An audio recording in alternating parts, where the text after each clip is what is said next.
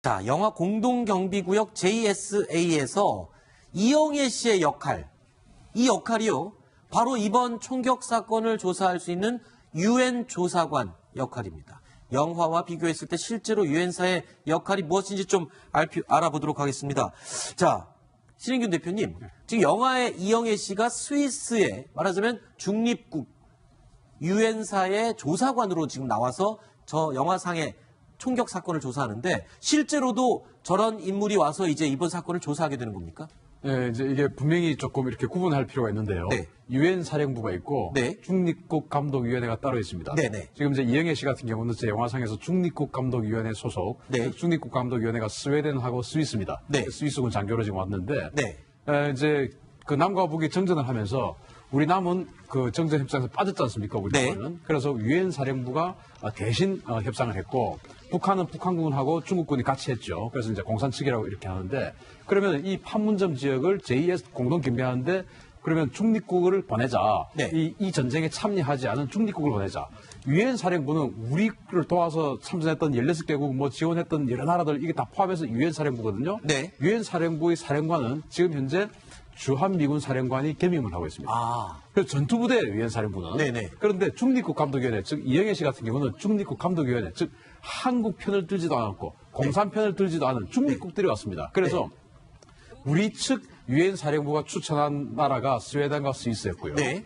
공산 측, 즉 북한과 중국이 추천한 나라가 폴란드하고 체코슬로바키아였어요. 네. 그런데 이제 냉전이 해체되면서 또 체코슬로바키아가 또 해체됐잖아요. 네. 사라졌습니다. 네. 폴란드가 남았는데 폴란드가 EU로 들어가고 네. 또 이제 냉전 해체되면서 북한이 중립국 감독위원회 철수시켜버렸어요. 추방했는데 폴란드가 우리 측으로 지금 와 있고 네. 그래서 중립국 감독위원회 유엔 사령부 좀 구분돼야 될 필요가 있다. 네. 자, 근데 영화 속에서는요, 이영애 씨가 유엔 조사관으로서, 그러니까 중립국 네. 감독관으로서 남북의 군인들을 다 조사를 하는 모습이 나와요. 그 장면 일단 잠깐 보시겠습니다. 괜찮다니 다행이네요. 이제 그날 일에 대해서 말해줄래요? 진술서 보면 대답했습니까?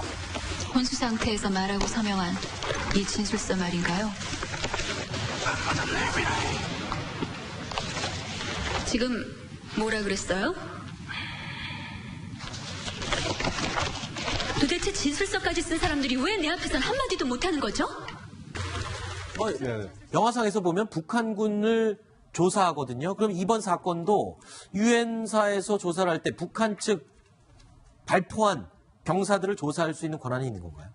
91년도 이전에는 되게 가능했습니다. 네. 그러니까 91년도에 우리가 군사정전위원회 수석대표를 이 황운딱 소장으로 임명하면서 네. 북한에서 반발을 했죠. 반발하면서 그때부터 자기들은 이제 판문점 대표들을 이제 만들기 시작합니다. 그게 네. 94년도고 그때 이후로는 북한이 군사정전위원회를 인정하지 않고 있습니다. 네. 그렇기 때문에 지금은 유엔 사령부에서 북한 지역을 그렇게 조사할 그 권한이 전혀 없고 네. 전혀 없습니다. 조사하면 이제 우리 쪽만 조사하게 되겠죠. 그렇군요. 그럼 우리 쪽만 조사를 받게 되는 건데 굉장히 불리합니다. 제가 이번 기회에 꼭 말씀을 드려야 되는 게 네. 굉장히 불리한 게 북한은 현재 정전협정을 파기했다 그래가지고 네. 전혀 규제를 받지 않고 무기도 마음대로 가지고 반입하고 있고 우리만 조사를 받고 우리만 조사를 받고 우리만 규제를 받고 있어요. 있고. 그래서 우리는 권총밖에 가진 게 없습니다. 그러다 보니까 이 비례성, 교전 수칙의 비례성과 충분성에서 비례성이 굉장히 중요한데 이거조차 지킬 수 없는 거 아닙니까? 그래서 이번 기회에 이 교전 수칙 자체를 이 유엔사에 맡길 게 아니라 우리 한국군의 교전 수칙으로 바꿔야 되는 게 아니냐. 저쪽에서는 자동 소총으로 쏘는데 우리 권총으로 응대하는 것 자체가 교전 수칙에 맞지 않은 거 아닙니까? 이게 이제 굉장히 조심해서 접근해야 될 문제가 네.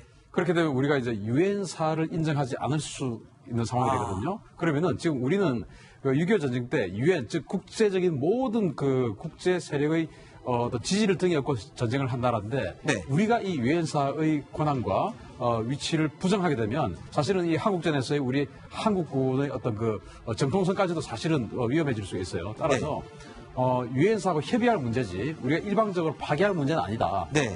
그렇게 말씀드리고 싶습니다. 네.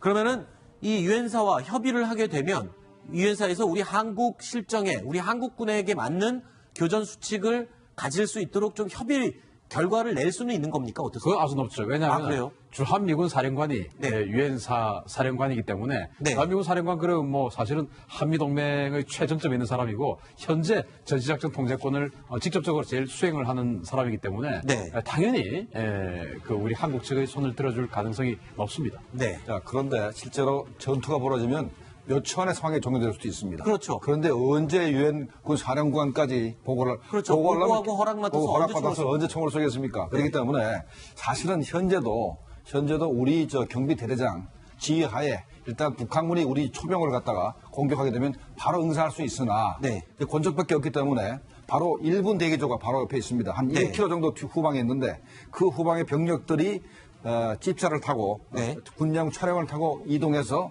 배치될 때까지는 사실은 교전 되기 힘듭니다. 네. 자, 이번 사건에 대해서 유엔사에서 이제 본격적인 조사에 착수했습니다. 교전 수칙 얘기는 여기까지 하고 이 조사 내용 앞으로 어떻게 될지 좀 전망을 해볼 텐데 이 JSA 대대장 그러니까 권영환 중령이죠.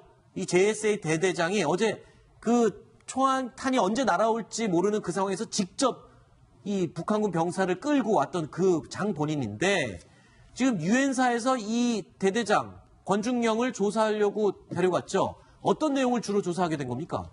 이제 권중령이 과연 여기에서 적절한 조치를 하고 혹시 우리가 총을 쏜 건 아니냐 아하. 뭐 이런 아주 근본적인 것에서부터 하겠죠. 네. 그리고 이제 어떤 상황이었냐. 왜냐하면 지금 유엔사에서는 또 그 중립국 감독위원회에서 북한을 조사할 수는 없으니까 네. 이 상황이 더 한국군하고 같이 이루어진 일이냐 아니면 북한군 혼자서 이루어진 일이냐 네. 여기에서 우리는 어떤 적대적 행위를 하지 않았느냐 이런 아주 기본적인 일을 할 것 같고 네. 저희 권중령에 대해서 오늘 또 조금 추가 취재한 걸 좀 말씀을 드리면 네네. 어제 이제 그 중사 2명을 데리고 네. 이 권중령 대대장이 들어갔잖아요. 네. 들어가서 중사 2명이 끌고 네. 그 귀순병사를 끌고 이 권중령은 방탄복을 다 입고 있거든요. 네. 자기는 그 북한 병사를 커버하고 네. 총알이 날아올 수 있으니까 자기 몸으로 북한 병사를 커버하면서 이렇게 나갔다고 합니다. 추가로 이제 총을 맞아 사망을 하게 되면 네네. 사실 의미 없는 작전이 되지 않습니까? 네네. 그래서 자기 몸으로 커버하고 네. 나머지 중사들은 포복을 해서 끌고 나왔다. 뭐 이런 추가로 들었습니다. 알겠습니다. 지금 조금 전에 말씀하신 권중령에 대한 조사를 14일 어제 이미 실시를 했고요. 네. 지금 유엔군 사령부에 따르면 내일쯤 CCTV 지프차에서 내려서 바퀴가 빠지고 아하. 그 달려와서 총알을 피하는 그 모습이 담긴 그 CCTV를 조금 전에 말씀하신 유엔군 사령관인 그 빈센트 브루트 사령관이 신속히 조사해서 의구심이 없도록 하라 이런 그 결정을 해서 내일쯤 공개를 할 수도 있다고 합니다. 또 추가로 또 국회 국방위에서 네. 또 권중령을 또 소환을 한답니다. 네. 그래서 이제 거기에서 또 이제 그 질의응답을 하는데 네. 사실 뭐 저도 국방위에 몇 번 가서 해봤지만 네. 때로는 거기에서 상대가 누군지 착각하고 네. 굉장히 고함을 치는 분들이 있어요. 네. 국회의원들 중에서 정말 영웅적인 어떤 그 일을 한 권중령이 네. 국회의원들에게 모진 일을 당하지 않을까 좀 걱정됩니다. 알겠습니다. 자, JSA 귀순병사 총격 사건 유엔 사령부에서 유엔군 총사령부에서 이 조사를 하게 되는데 어떤 점이 핵심인지 저희가 두 가지 키워드를 골라봤습니다. 첫 번째 보시겠습니다. 자, 군사 분계선을 과연 북한 병사들이 넘어와서 쐈느냐 아니면 북한 병사들이 쏜 총탄이 분계선을 넘어왔느냐 이 부분이 가장 핵심입니다. 두 번째, 방금 심정수 차장이 얘기한 CCTV, 이 JSA 공동경비구역은 유엔사 관할입니다. 그래서 거기에 설치된 CCTV는 우리 국방부도 함부로 열어볼 수가 없죠. JSA에 설치된 CCTV를 유엔사에서 조속히 공개를 해서 그 내용을 빨리 파악을 하겠다라고 얘기를 했습니다. 어떤 내용이 포함되어 있냐면요. 이 침범 유무, 총탄의 흔적을 가장 먼저 조사할 것 같습니다. 이렇게 되면 북한군이 군사분계선을 넘어서까지 총을 쐈느냐. 당연히 정전협정 위반이 되겠죠. 그 부분을 조사하게 되고요. 두 번째가 CCTV 내용을 통해서 심정수 차장이 얘기한 대로 귀순한 동선 그리고 총격이 발생했던 그 상황을 정확하게 파악을 해서 이 사건을 조사하겠다 이렇게 얘기하고 있습니다. 자, 여기서 지금 제일 중요한 게 이 부분입니다. 과연 총탄이 넘어왔냐 안 넘어왔냐 어제 국방위에서도 정진석 의원이 굉장히 강하게 따져 물었는데 아직 확인되지 않은 부분이죠. 이 부분. 현재 확인은 안 됐으나 네. 정황으로 봐서는 총탄은 당연히 넘어왔을 것 같습니다. 근데 문제는 그 규순 병사가 MDL을 넘었는데도 네. 그 등에다 총을 쐈느냐 하는 부분이 가장 결정적인 거거든요. 그렇죠. 이 부분은 아마도 축구 골 때 그 공이 그 선을 넘었느냐 없느냐 그걸 심판하듯이 확인하듯이 네. CCTV를 보지 않으면 그건 그 판단할 수가 없는 부분인데 아마도 그 규순 병사가 MDL을 넘었는데도 총을 쐈다 그러면 네. 이건 아마 상당히 심각한 문제입니다. 그건 그렇죠. 대한민국 국민을 쏜 것과 거의 같은 상황이라고 얘기할 수 있습니다. 그렇군요. 지금 어제 있었던 이 상황을 저희가 그래픽으로 정리한 내용인데 발표가 되고 군사분계선을 과연 이 넘어간 뒤에도 발표를 해서 이 북한 귀순 용사가 맞았는지 그 부분이 굉장히 중요한 거죠. 정전협정 위반 여부. 그 부분이 가장 중요한 논쟁거리가 될 것 같습니다. 그런데 저런 내용을 모두 확인할 수 있는 방법은 CCTV를 보면 금방 해결이 되는 그런 거 아닙니까? 신정숙 기자? 네, 그렇습니다. 김 실장님 말씀하신 대로 가장 중요한 거는 MDL을 넘어왔는데도 계속 그 소총으로 사격을 했다 그러면 그렇죠. 보통 문제가 아닙니다. 굉장히 심각한 문제고 이 부분에 대해서는 우리 정부가 북한에 대해서 엄중한 조치를 분명히 해야 되는 문제고요. 그리고 우리 아까 교전 수칙 얘기하셨는데 이거는 우리가 피해를 입고 말고의 문제가 아닙니다. 비무장지대에서 탈출한 사람을 등에다 대고 총을 쏜 거거든요. 네. 이 부분에 대해서는 법적인 문제 이런 확실하게 항의를 하고 지나가야 될 문제라고 생각합니다. 아니 근데 아까 지금 김정무 실장님이 예전에도 어제도 말씀하셨죠. 지금 정전협정 자체를 위반하고 아예 무시하고 지내는 북한이기 때문에 이게 정전협정 위반이다라고 너희 이거 잘못한 거야라고 따지는 것조차도 안 된다면서요. 그렇죠. 북한이 어떻게 해야 돼요? 북한이 이제 53년부터 네. 94년까지 94년 4월 그때 북한이 완전히 정전협정 파기를 선언한 그때까지 북한이 위반한 그 정전협정 위반 건수가 42만 5천 건입니다. 네. 너무 많아가지고 94년도 이후로 세지도 않는데 네. 이번에 한 번 더 위반했다고 제기해봤자 마이동풍일 겁니다. 아, 그렇군요. 자, 정전협정 자체를 인정하지 않고 있는 북한. 과연 유엔사가 이번에 이 군사분계선을 넘어온 병사에게 총격을 가했느냐, 정전협정 위반을 과연 했느냐 여부를 조사하는 결과 자체가 과연 북한에게 어떤 의미가 있을지도 의문입니다. 어쨌든 이 사건에 대한 정확한 사실관계는 밝혀야 되는 건 맞습니다만 그 이후에 북한에 대해서 어떤 항의를 하고 어떤 방식으로 문제 제기를 할지도 우리 정부가 해결해야 될 아주 중요한 문제가 될 것 같습니다. 지금 말씀드리는 순간 잠시 후 한 1분 반 정도, 30분 정각에 청와대에서 대변인의 브리핑이 있습니다. 오늘 포항에서 있었던 지진과 관련된 브리핑인데요. 아마 정부의 대책이라든가 이 피해에 대한 어떤 정부의 입장을 밝힐 것으로 예상이 됩니다. 30분에 정확하게 저희가 발표를 하게 되면 곧장 소식 전해드리도록 하겠습니다. 이 준비된 다음 소식으로 일단 넘어가 보겠습니다. 지금 뭐라 그랬어요? 도대체 진술서까지 쓴 사람들이 왜 내 앞에선 한마디도 못하는 거죠? 영화상에서 보면 북한군을 조사하거든요. 그럼 이번 사건도 유엔사에서 조사를 할 때 북한 측 발포한 병사들을 조사할 수 있는 권한이 있는 건가요? 91년도 이전에는 되게 가능했습니다. 네. 그러니까 91년도에 우리가 군사정전위원회 수석대표를 황운딱 소장으로 임명하면서 네. 북한에서 반발을 했죠. 반발하면서 그때 자, 영화 공동경비구역 JSA에서 이영애 씨의 역할, 이 역할이요. 바로 이번 총격 사건을 조사할 수 있는 유엔 조사관 역할입니다. 영화와 비교했을 때 실제로 유엔사의 역할이 무엇인지 좀 알아보도록 하겠습니다.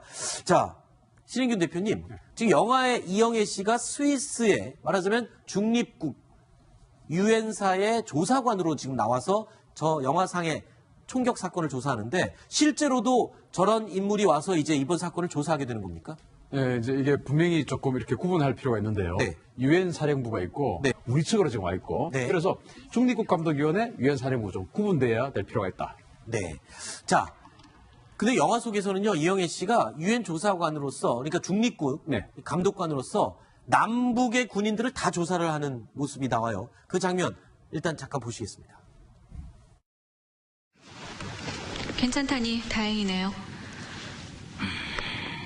이제 그날 일에 대해서 말해줄래요? 진술서 보면 대답하십니까? 혼수 상태에서 말하고 서명한 이 진술서 말인가요?